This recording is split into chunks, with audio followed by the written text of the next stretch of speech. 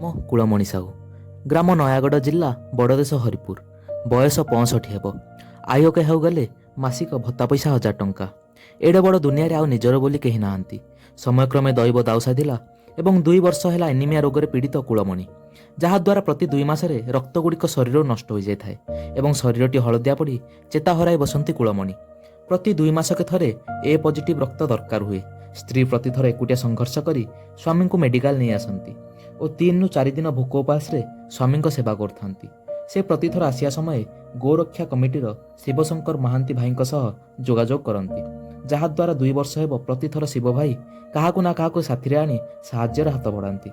ଆଜି ଧନ୍ୟବାଦ ଦେବା ସୁନୀଲ କୁମାର ସେଠୀ ଭାଇଙ୍କୁ, କାରଣ ସେ ଯେତେବେଳେ ଜାଣିଲେ ରକ୍ତ ଆବଶ୍ୟକ ଅଛି ବୋଲି ସଙ୍ଗେ ସଙ୍ଗେ ମେଡିକାଲରେ ଆସି ପହଞ୍ଚିଗଲେ ଓ ଜଣେ ଦେବଦୂତ ସାଜି ସାହାଯ୍ୟର ହାତ ବଢ଼ାଇଲେ। ବ୍ଲଡ୍ ମିଳୁନି, ଶିବ ବାବୁ କହୁଛନ୍ତି ନେକୁଳିପଡ଼ା ଶିବ ବାବୁ ସାହାଯ୍ୟ କରୁଛନ୍ତି। ଆଉ ବହୁତ ପିଲାଙ୍କୁ ଡାକିକି ଆଣିକି ଭାଇମାନଙ୍କୁ ତାଙ୍କର ମୋତେ ସାହାଯ୍ୟ କରୁଛନ୍ତି। ଜଣେ ରକ୍ତଦାତା, ଜଣେ ଜୀବନଦାତା।